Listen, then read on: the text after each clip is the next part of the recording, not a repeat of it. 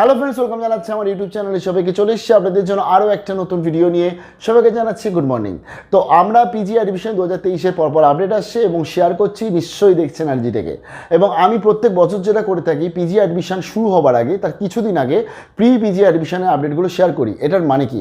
এটার মানে হচ্ছে অ্যাকচুয়ালি কোন ইউনিভার্সিটিতে, যে সমস্ত ইউনিভার্সিটি পিজি করায়, প্রায় সবাই পিজি করি থাকে এবং তার অধীনস্থ অনেক কলেজ আছে তারাও পিজি করায়।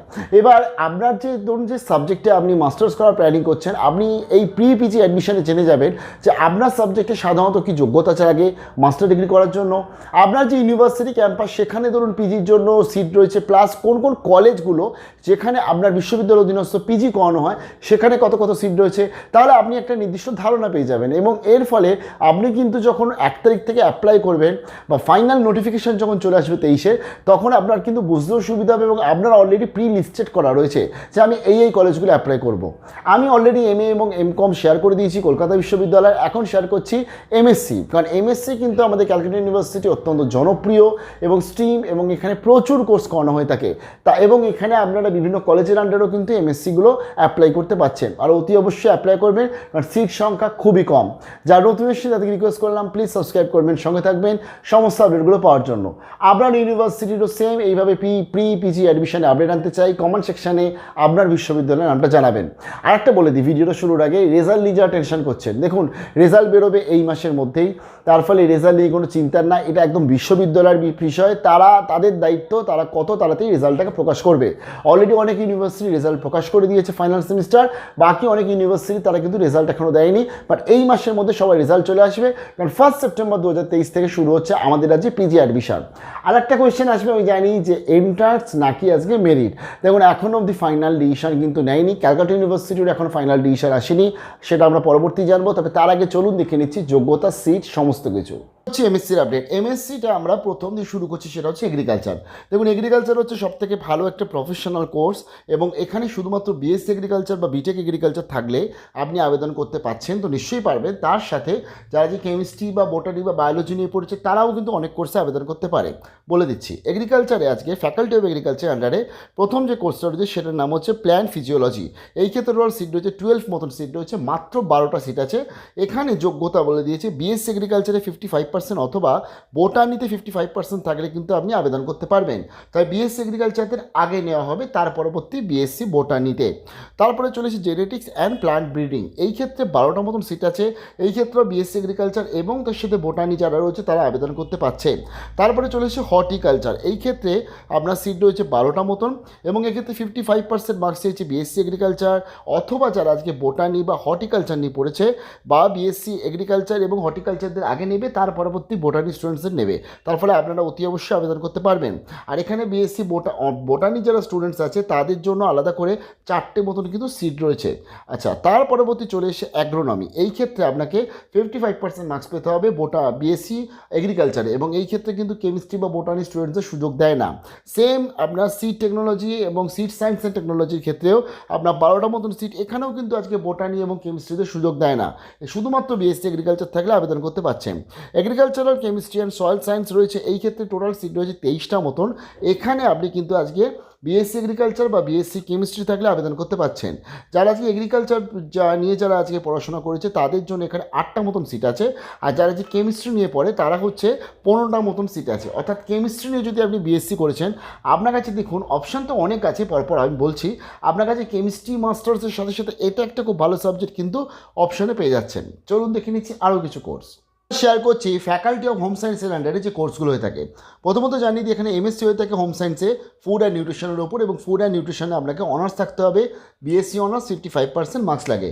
টোটাল এখানে 65 + 6 + 5 মতন কিন্তু সিট রয়েছে। অন্যদিকে আজকে তার সাথে রয়েছে হিউম্যান সায়েন্স বা হিউম্যান ডেভেলপমেন্টের উপর MA এবং MSc, এই ক্ষেত্রে আপনাকে BA অথবা BSc অনার্স হতে হবে। হিউম্যান ডেভেলপমেন্ট, সাইকোলজি, সোশিওলজি বা হোম সায়েন্স বা এডুকেশনের উপর থাকলে আবেদন কিন্তু করতে পারছেন। আচ্ছা, তার সাথে MCAটাও আমি এখানেই শেয়ার করে দিচ্ছি। লাইক MCAতে এখানে মোটামুটি 40 মতন সিট থেকে 40টা এবং এখানে MCAর জন্য কিন্তু আপনাকে জেকা পরীক্ষা, যেটা সেই জেকা পরীক্ষার ভ্যালিড র্যাঙ্ক চাই আরেকটা ব্যাপার হচ্ছে কম্পিউটার সায়েন্সে অনার্স যাদের থাকে তারাই কিন্তু এমসিএ অ্যাপ্লাই করতে পারে, অর্থাৎ যে কার সাথে সাথে এটা লাগবে। এবং তার সাথে এরা যেটা লাস্ট ইয়ার চেয়েছিল 60% মার্কস চেয়েছিল মাধ্যমিক এবং উচ্চ মাধ্যমিক দুটোতেই ম্যাথামেটিক্সে 60% করে পেতে হবে, তাহলেই আপনি কিন্তু এলিজিবল ক্যালকাটা ইউনিভার্সিটির অধীনস্থ এমসিএর জন্য। শেয়ার করে দিচ্ছি আমি এমএ অথবা এমএসসি হিউম্যান রাইটস। হিউম্যান রাইটসের ক্ষেত্রে কিন্তু আপনার 55% মার্কস লাগবে এবং সেখানে আপনার অনার্স হতে হবে, তারা আবেদন করতে পারছে। এছাড়া প্রফেশনাল কোর্স করেছে যারা, তারাও কিন্তু আবেদন করতে পারে। আচ্ছা, এখানে ডিজায়ারেবল ক্রাইটেরিয়া অলরেডি যেটা বলা আছে, ইংলিশে যদি ভালো হয়ে থাকেন আপনি, অর্থাৎ প্রফিসিয়েন্সি থাকে ইংলিশে এবং এক্সপিরিয়েন্স থাকে যদি আজকে হিউম্যান রাইটস বা সোশ্যাল ইস্যুতে কাজ করেছেন অথবা কোনো আদার্স কোয়ালিফিকেশন, লাইক অনেকের সার্টিফিকেট থাকে হিউম্যান রাইটসের ওপর, তারাও কিন্তু আবেদন করতে পারে। এই ক্ষেত্রে আপনার কিন্তু 20টা মতন কিন্তু সিট থাকে। তো চলুন আমরা এবার দেখে নিচ্ছি জেনারেল সায়েন্সের এমএসসিগুলো। শেয়ার করে দিচ্ছি ফ্যাকাল্টি অফ সায়েন্সের আন্ডারে যে কোর্সগুলো হয়, অর্থাৎ এবং প্রথমে আমি বলছি সিউ মেন ক্যাম্পাস মানে রাজাবাজার সায়েন্স কলেজ, তার পরবর্তী আমি অন্যান্য কলেজের আপডেটগুলো বলে দিচ্ছি। তো সিউ মেন ক্যাম্পাসে ফিজিক্সে আপনি যদি এমএসসি করতে চাইছেন 55% লাগবে আপনার বিএসসি ফিজিক্সে অনার্স, এবং সিট সংখ্যা হচ্ছে 70 + 7 + 5। এই সিটটা আরেকটু বাড়ার সম্ভাবনা রয়েছে 2023 সালে। কেমিস্ট্রিতে আপনার 70 + 7 + 5 মতন সিট রয়েছে এবং এক্ষেত্রে 55% লাগবে আপনার কেমিস্ট্রি অনার্সে। প্রত্যেকটাতেই কিন্তু 80-20, অর্থাৎ 80% CU students, 20% rest of the বাকি university student. Applied mathematics seat রয়েছে 44 + 4 + 3, 55% আপনার কিন্তু ম্যাথামেটিক্সে লাগবে অথবা ইকুইভ্যালেন্ট, তাহলে অ্যাপ্লাই করতে পারছেন রাজাবাজার সায়েন্স কলেজ বা সিউ মেন ক্যাম্পাসে। পিওর ম্যাথামেটিক্স এই ক্ষেত্রে সিট রয়েছে 70 + 7 + 5, 55% মার্কস লাগবে। তার পরবর্তী আপনার চলে এসে এবং ম্যাথামেটিক্সে লাগবে আপনার। তারপর চলে এসে সাইকোলজি। অনেক স্টুডেন্টস সাইকোলজিটা এমএ সেকশনে খোঁজে, কিন্তু এটা এই এমএসসি সেকশনে পাবেন এবং এখানে এমএ এমএসসি দুজনেই অ্যাপ্লাই করতে পারে। সাইকোলজির সিট রয়েছে 42 + 4 + 3। এই ক্ষেত্রে যারা আজকে বিএ অথবা বিএসসি সাইকোলজি অনার্স করেছে তারা আবেদন করতে পারছে উইথ 55% মার্কস। তারপরে চলে এসে অ্যাপ্লাইড সাইকোলজি। এই ক্ষেত্রেও বিএ অথবা বিএসসি যারা করেছে সাইকোলজিতে অ্যাপ্লাই করতে পারছে, 42 + 4 + 3 মতন সিট সংখ্যা রয়েছে। হিউম্যান ফিজিওলজি এই ক্ষেত্রে আপনার 39 + 4 + 3 মতন সিট রয়েছে, 55% আপনাকে ফিজিওলজিতে থাকতে হচ্ছে। তারপরে জুলজি এই ক্ষেত্রে আপনার 70 + 7 + 5 মতন সিট রয়েছে, 55% আপনাকে জুলজি অনার্স হতে হবে। তারপরে রয়েছে বোটানি। এই ক্ষেত্রে 50 + 5 + 4 মতন সিট আছে, 55% বোটানিতে পেতে হবে অনার্সে। অ্যানথ্রোপোলজি এই ক্ষেত্রে 28 + 3 + 2 মতন সিট রয়েছে, বিএসসি অনার্স হতে হবে অ্যানথ্রোপোলজিতে, তারা অ্যাপ্লাই করতে পারছেন উইথ 55% মার্কস। জিওগ্রাফি 120 + 12 + 8 মতন সিট আছে, 55% এখানে মার্কস আছে এবং 55% বিএ অথবা বিএসসি থেকে অ্যাপ্লাই করলে আবেদন করতে পারছেন। যদি বিএ থেকে আসছেন তাহলে এমএ করবেন, আর যদি বিএসসি থেকে আসছেন তাহলে এমএসসি জিওলজি, এমএসসি জিওগ্রাফি।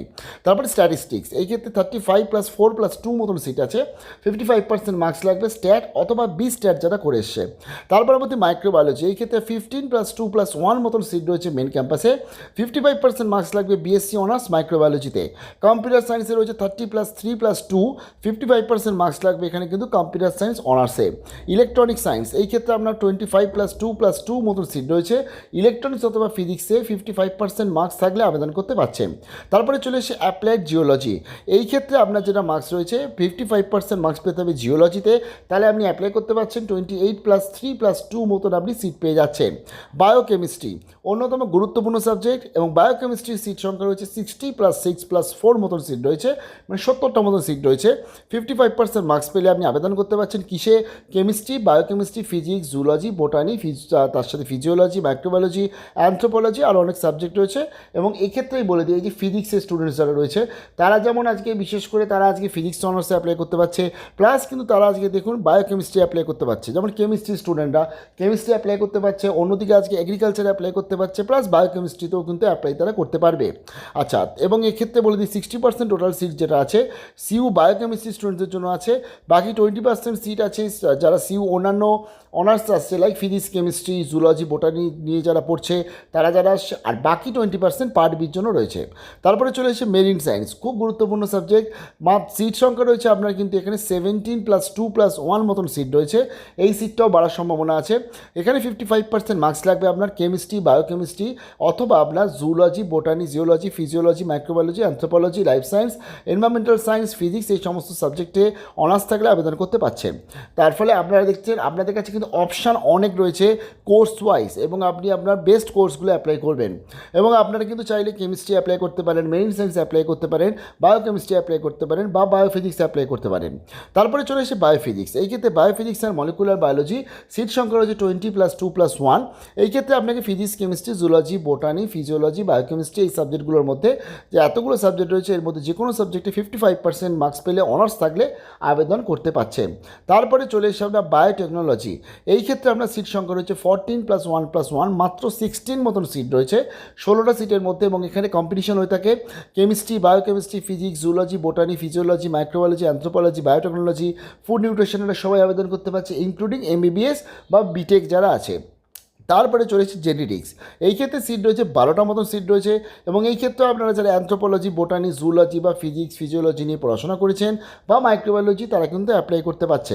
মাইক্রোবায়োলজির জন্য এই সাবজেক্টটা খুব ভালো সাবজেক্ট, তবে আপনার পছন্দ ওয়াইজ আপনি নিশ্চয়ই আবেদন করবেন।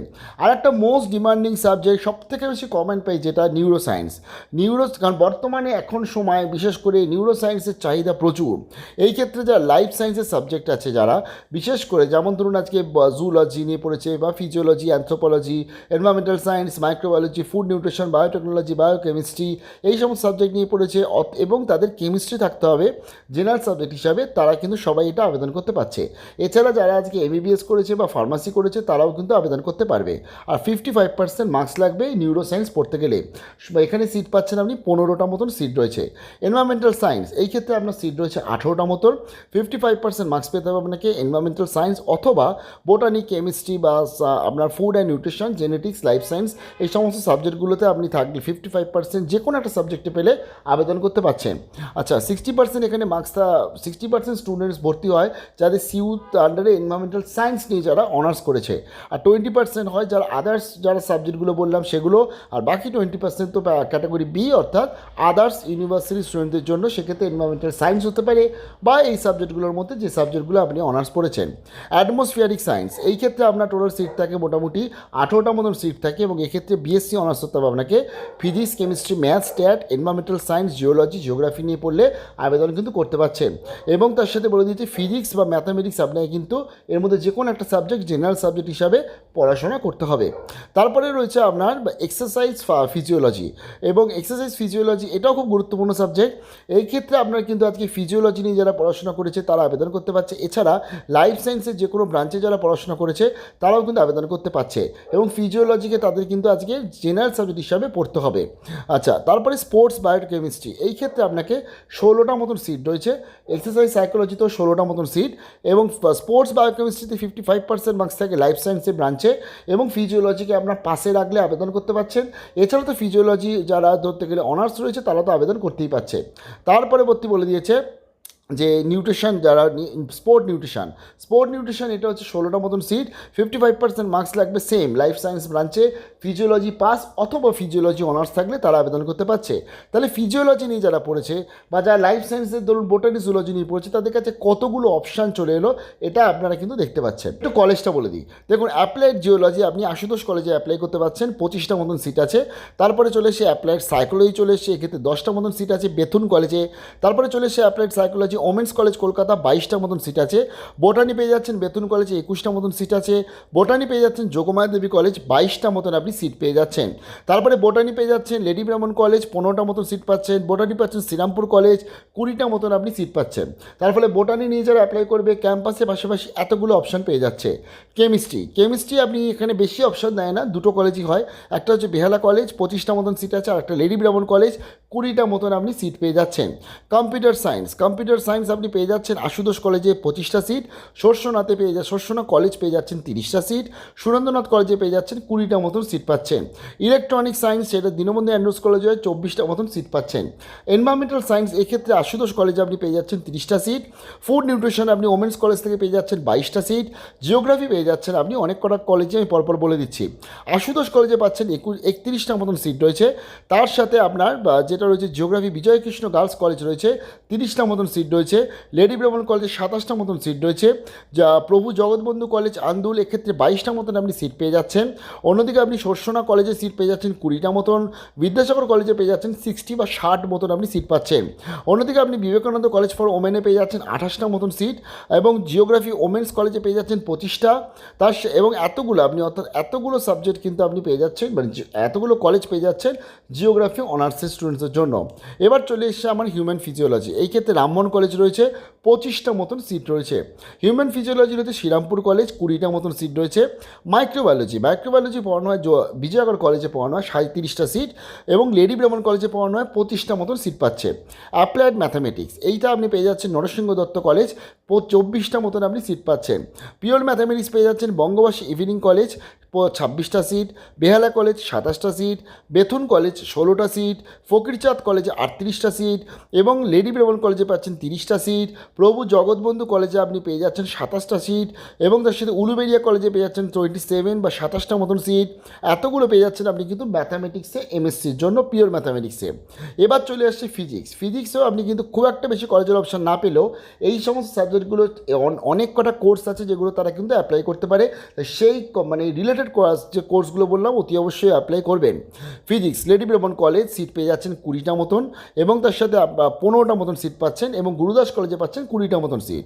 ফিজিক্স পেয়ে যাচ্ছেন বিবেকানন্দ কলেজ ঠাকুরপুকুর 25টা মতন সিট পাচ্ছেন। জুলজি তো অনেক কটা কলেজে করানো এবং যথেষ্ট মোস্ট ডিমান্ডিং সাবজেক্ট। আশুতোষে পেয়ে যাচ্ছেন 30টা সিট, বঙ্গবাসীতে 27টা সিট, বেথুনে পেয়ে যাচ্ছেন 21টা সিট, দীনবন্ধু অ্যান্ড্রুজ কলেজে 55, গুরুদাস কলেজে 20, লেডি ব্রাহ্মণ কলেজে 15, মৌলানা আজাদ কলেজে পেয়ে যাচ্ছেন 28, শ্রীরামপুর কলেজে 25, বিদ্যাসাগর কলেজে 60, জুলজি আপনার বিবেকানন্দ কলেজ ঠাকুরপুকুরে পেয়ে যাচ্ছেন কিন্তু 20টা মতন আপনি সিট পেয়ে যাচ্ছেন। এবং এই 80-20 বিভাগে কিন্তু টোটাল যে অ্যাডমিশনটা হচ্ছে, তার ফলে টোটাল আমি এমএসসিটা শেয়ার করে দিলাম কী যোগ্যতা লাগে, এবং তার সাথে এখানে যে সিট সংখ্যাটা কত সেটা, সিট সংখ্যাটা কিন্তু বাড়ার সম্ভাবনা রয়েছে 2023 সালে। আর এন্ট্রান্সের মাধ্যমে ভর্তি না মেরিটের মাধ্যমে ভর্তি সেটা খুব তাড়াতাড়ি আমরা জেনে যাব, আমি আপনাদের কাছে নিশ্চয়ই শেয়ার করে দেবো। তবে সেটা নিশ্চয়ই এখন ফাইনাল আপডেট না আসলে কিছু বলা যাবে না। তো বিশালবার বেস্ট অফ লাক জানাচ্ছি। আমি এই ভিডিওটা এত বড় ভিডিও করলাম এবং আশা করি আপনারা সবাই দেখেছেন পুরো অবধি, লাস্ট অবধি, এবং আপনারা এবার আপনাদের যে রিলেটেড সাবজেক্ট আর নিজস্ব সাবজেক্ট এই দুটো দিয়ে আপনারা কিন্তু এবার চয়েস করে নিন যে কোথায় কোথায় কোন কোন সাবজেক্টগুলোতে আপনারা সিইউতে অ্যাপ্লাই করবেন। তার ফলে এই যে মানে চয়েস করার জন্য যে সময়টা সাধারণত স্টুডেন্টসরা পায় না, আপনারা কিন্তু সেটা পেয়ে গেলেন যদি এই ভিডিওটা দেখছেন তো, কারণ আপনারা আগে থাকতেই জেনে যাচ্ছেন কোন সাবজেক্টে কী লাগে। ভালো থাকবেন, বেস্ট অফ লাক।